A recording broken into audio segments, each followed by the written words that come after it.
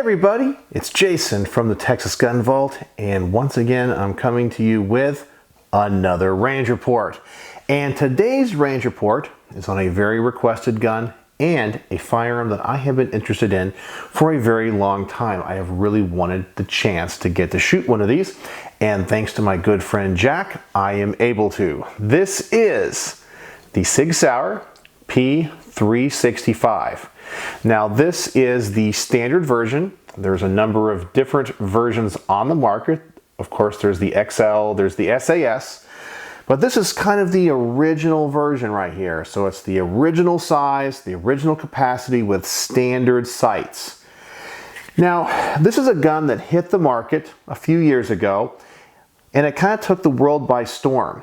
The whole idea of this gun was to pack as much firepower into this little magazine as possible. And this magazine is exceptionally small.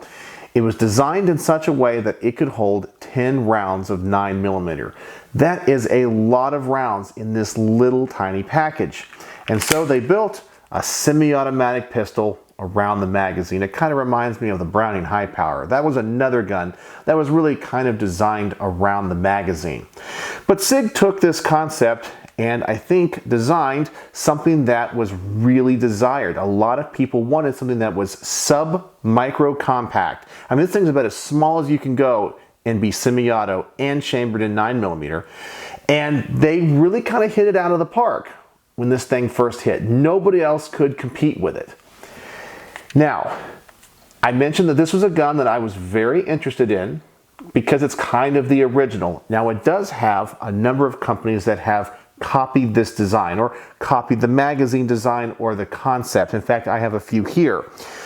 One of the more popular options here is the Taurus GX4. I have reviewed this gun in the past, and this one was on loan to the channel from my good friend Matt, who's an FFL. And by the way, Matt, you got to contact me to get this gun back. I've texted you a few times, so if you see this, message me. And then I have my own personal Smith & Wesson M&P Shield Plus Performance Center. This one's a little bit bigger and holds a little bit more capacity, but has the same concept of being a micro subcompact carry gun. Now, when this was the only thing on the market in this size, I really wanted one. And now that I've gotten to shoot it and also shoot these other ones, my opinions have changed just a little bit. But before I took it to the range, I did notice a few things. And I always like to kind of size these guns up before I shoot them. And I try not to watch too many reviews on them before I shoot them as well, because I want to be as unbiased as possible and document my own personal experiences. So first of all, I'm going to talk about the aesthetics of this gun. One of the things I have never liked about it was the fact it's kind of a slab side design. There's not a lot of engraving. It doesn't even say Sig Sauer on it. It just says P365. It does have front and rear cocking serrations, but it's just kind of a slab side design. Aesthetically, I don't find it very appealing. And I also noticed that the magazines, when I loaded them at the range, surprisingly were actually kind of hard to get to 10 rounds. Now, it wasn't impossible. I didn't need a magazine loader, but other guns can load a little bit easier. Even these other options that I have that have the same or more capacity in about the same size magazine. So I did notice that. So if you're very sensitive to that and don't have a mag loader, you might not like the way that these magazines load. So that's kind of my initial thoughts. I know that this gun had some detractors in the beginning because it had some problems and had a recall. And it also has a lot of proponents, people that think this is the greatest thing since sliced bread. So I'm now going to shoot this thing, 7 yards, 2 magazines, and these are going to be my first shots, and I'll give you guys my initial impressions.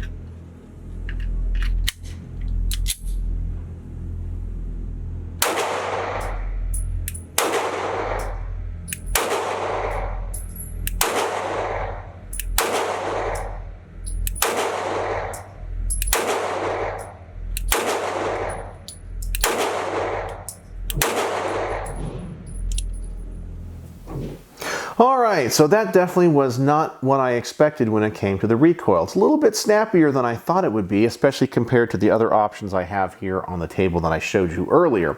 But I think it has to do more with the frame and the size of the grip than anything. The diameter of this, the width, the length. I kind of found it a little bit hard to get the pad of my finger on the trigger face because everything is so small. I kind of had to crunch up my hand a little bit to get a proper grip. As I said, that could be a good thing because it is so small, and this is not designed to be a range gun. But I think that made the gun a little bit snappier than I was expecting. Now, when it came to the trigger, I really liked it. It has a very loud and tactile reset. I absolutely love that.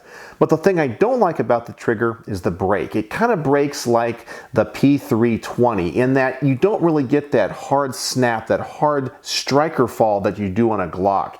It kind of feels like, is that really going to set off the primer? It's not very loud. It doesn't feel very strong. You can definitely gauge where it's going to break. It doesn't give you that feel that it's going to be a very strong striker hit, but the gun went off every single time I tried to fire it. The only other thing I wanted to look at after shooting this the first time was the back of the casings, the spent casings, because when this gun first came out, it was known for breaking firing pins. And what a lot of people said was it had something called striker drag, because the dimensions of this gun are so small that when the round is being extracted, it drags on the breech face and the primer is still in the chamber or through the breech face, and it drags and therefore puts a lot of pressure on the tip of the firing pin. And they had issues with that. Supposedly there was a recall, they have fixed the heat treating on the firing pins, and that's no longer a problem. So I picked up some of the spent brass, and some of them had perfect primer strikes, and the other ones still did have a lot of striker drag. Now, I know what a lot of people are going to say. Striker drag is something that is common on most guns, and yes, it is. If I look at the spent brass casings from a Glock or an HK, I'll see the same thing. But I will say that this is the only gun that I've ever shot where I see the striker drag go all the way to the end of the primer. I'm going to roll in some pictures here of those spent casings that I picked up off the ground, and you can see the variations of what happened with the striker. As I said, sometimes they're perfectly in the center and there's no striker drag at all, and then other times it looks like it just ripped across that primer. So would that still be an issue over time? I don't know. Did this gun exhibit any other problems because of that? No, it ran like it should, and Sig says that's the way it's going to run and it's perfectly fine. I did notice when I was cleaning this gun, however, there are two other things that concern me when it comes to the extraction of the cases. The first thing is the follower. The follower of the magazine has a little bit of an indentation that as the round is scooped out or goes into the chamber, it's rubbing and kind of putting a little divot on the follower. I'm going to put a picture of that in as well while I'm talking to you. This is something though that I have seen on other guns such as Glocks and HKs, but I have never seen it this much on a magazine that really hasn't been used that much. The other issue that I did notice is that in the chamber here on the side of the slide, there is a wear mark where obviously the rim of the case as it's being extracted is rubbing on the side of the frame. That kind of concerns me a little bit as well, but I don't think that would be a problem over time. So I still think this gun, because of the size, does have some issues with extraction that over time may cause premature wear. I know that Sig is aware of it and they say everything is operating as normal. This gun did not give me any problems at the range. So if you've heard of these problems, I don't think you have anything to worry about at all, but I just wanted to mention it that I did notice that in this review. All right, so now I'm going to take a little bit of time and go for the head like I always do on the target and see how good of a group I can get. If I take my time, not try to rush it, and see what kind of accuracy I can get. So let me show you that now.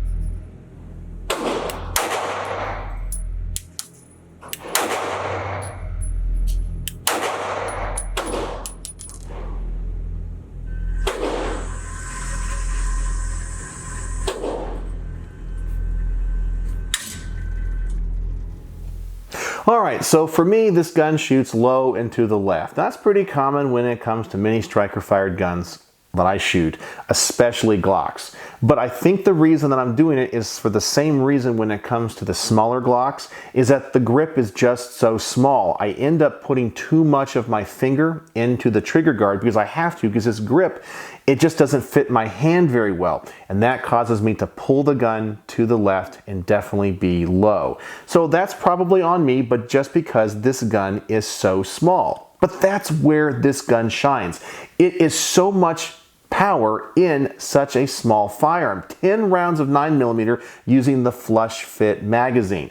So in many ways, the philosophy of this gun is to be the ultimate conceal carry pistol. And I think it does meet that. It meets all the requirements that you would want it to have.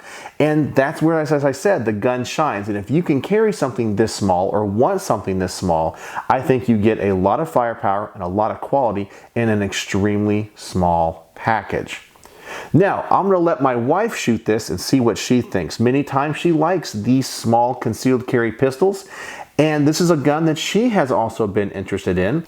So these are going to be her first shots, and we're going to get to see what she thinks.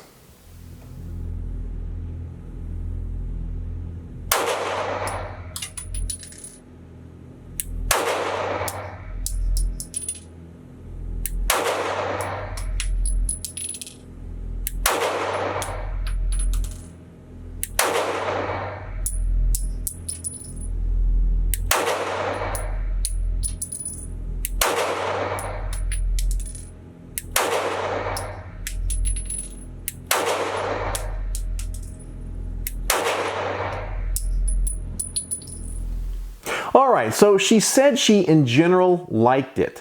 She said that she wouldn't enjoy it as a typical range gun. Another comment that she made that really surprised her is that when she was filming me shooting it, she thought this gun was exceptionally loud for a 9mm. And that, of course, is probably because the barrel is so short. But when you're behind the gun, you don't notice the concussion as much. So I think that's just the fact that the gun is so small, but if you're behind the gun, you don't notice it. I thought that was a really interesting observation that I haven't heard anybody else say. But she also agreed this would be the perfect gun for concealed carry. It just wouldn't be a very fun range gun. She also said that she in general prefers guns that are a little bit bigger. She likes medium-sized grips. She's a big fan of the Glock 19. And of course, this is way smaller than a Glock 19. She said she could definitely work with it, as I mentioned, but would like it to be a little bit bigger. And I think she also said she enjoyed the Smith & Wesson M&P Shield Plus a little bit more too, because this grip is a little bit more substantial. All right, so now I'm going to try to use this in a kind of quasi-defensive situation as much as I can at the range. I'm going to put 2 magazines down range in pretty rapid succession, see what I think with a single magazine change.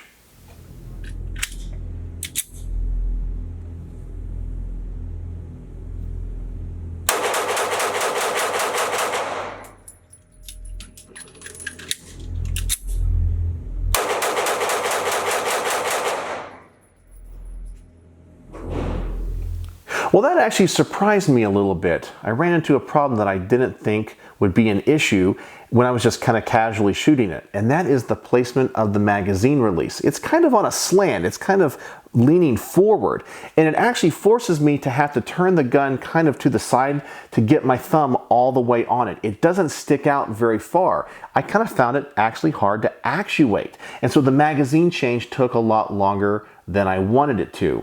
When I asked my wife about it, she said she had the same issue when it came to changing magazines as well. Now, as compared to the Shield Plus, I really like the placement of this. It sticks out a lot further when it comes to this magazine release, and it has a nice grippy surface on it as well. And the GX4 from Taurus, it's not on a slant. That one I can get to very easily without having to adjust my hand. Unfortunately, on the Sig P365, I feel like I have to take my hand too far off. I have to kind of manipulate it to get that magazine to drop. So maybe there's some aftermarket options on that to help extend that a little bit. That's something that I would definitely want to upgrade if I had this gun. So as I said, kind of shooting it rapid fire, I wasn't expecting to have that issue. I wasn't even thinking about it earlier in the range review, but that came up and I thought it was worthy of noting. So, what are my final thoughts on the Sig P365? Well, as I mentioned, this was a gun I was always really interested in owning. It's kind of the OG of these micro subcompact pistols. I always wanted one in flat dark earth. And while I still might want one, it's actually gone down on my list. Now, this gun performed admirably. It's very accurate. I didn't have any reliability issues whatsoever. It's a Sig. I know that it's going to be built well. The fit, finish, and function of the gun was right on. I really have nothing negative to say about it, maybe with the exception of this accessory rail, which looks like it's kind of a proprietary accessory rail. It's definitely not a Picatinny rail, which you really can't put any accessories on this. I do know that there's like a laser option, which Jack did send with me when he lent me this gun. I did take it off for this review because I wanted to shoot the gun kind of as it comes out of the box. But I think that when it comes to the way that it's built, high marks. I don't like the aesthetics of it. I think it's kind of a boring gun from that perspective, and I would like it to look a little bit nicer. For example, I really like the way that the shield looks. I think that just looks like a much cooler gun. I'm sure this gun takes a little bit more to machine and make, and that would be understandable. But when it comes to the P365, it's just kind of a slab side. This is very easy to machine. It's just aesthetically very boring. Now, I know some of you guys are going to say that doesn't matter when it comes to the reliability or the function of the gun, and you're absolutely right. But if you're only going to have one or two carry guns, or maybe this is the only gun you buy, you might want to spend your money on something that is going to be something that you want to look at, that you're going to look at and go, I really like the way that looks. It's kind of futuristic, or it has a particular design to it that appeals to you. This is just kind of boring. In fact, that's what I think this whole review has taught me. The P365 is blah. It's good, but it doesn't ring any bells. It doesn't make me go, wow, this thing exceeded my expectations. It's a high quality gun. It does what it says it's going to do. Didn't have any reliability issues with it. Its recoil might be a little bit more than I want, but everything on it works just fine. So if this is a gun that you're interested in, I would recommend it. Now, it's not as high on my list anymore, so I'm going to say that I probably will not end up getting one of these anytime soon, unless I get some type of special deal and it's the right model and the right color and all that. But I really thought I would come away from this review going, I gotta go pick up one of these. I personally think that my Smith & Wesson Shield Plus is a little bit better of an option in about the same price point. I get a little bit more capacity. I like the looks of this gun. This is a gun that I think kind of fits this role a little bit better. But there's nothing wrong with this. Now, I know a lot of people out there may own one of these, and they're gonna say, Jason, I can't believe you're trashing this gun. I'm gonna thumbs down your video, how dare you? I'm not trashing this gun at all. I'm just giving you guys my personal perspective. And I'm really glad I got to shoot this, because sometimes we create these ideas in our mind of that gun is awesome, and then you actually go out and shoot it and you're like, that doesn't do what I thought it did, or maybe it had more problems, or you just go, yeah, it doesn't excite me like I thought it would. And that's what this gun did. Ran fine. It's just not very exciting. So, how would I rate this on my star system? For me, this gun gets 3.5 stars out of 5, but it's not because I had any problems with it. I just say, well, it meets all expectations. It does what it's supposed to do. It's not the prettiest gun. I don't know what else to say about it. It's just a P365. It doesn't really excite me. And I know some of that's going to be a little bit qualitative, but it is what it is. So if you disagree with my assessment of this, I totally understand. But I would still say, if this is a gun that you're interested in, I would recommend it. I would not say avoid this. It's a good gun. It's just a P365. That's all it does. but I'm really glad I got to shoot it. It's definitely nice, it's definitely reliable, it's definitely accurate, and I can see why a lot of people would trust their lives with it and want to carry it. But 3.5 stars out of 5 for me, probably for very qualitative reasons. So there you go, my range report on the Sig Sauer P365. Thank you, Jack, for letting me borrow this. It means a lot to me, and I'm glad I got to shoot this because now I have other things that have gone higher on my list. So, what do you guys think? Do you agree, disagree with my assessment? I understand if you disagree and don't like me anymore, but understand this is just my honest review and opinions. So let me know in the comments section below, and as always, thanks for watching.